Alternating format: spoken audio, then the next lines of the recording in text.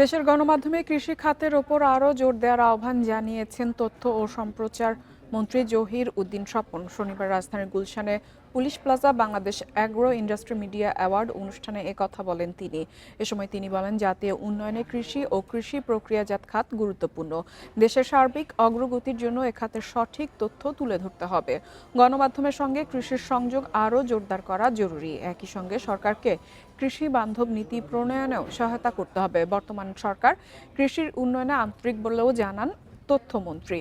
এ সময় দেশের কৃষি ও কৃষি প্রক্রিয়াজাত শিল্প খাতের উপর বিশেষ প্রতিবেদনের জন্য বিভিন্ন গণমাধ্যমের সাংবাদিকদের পুরস্কার দেয়া হয়।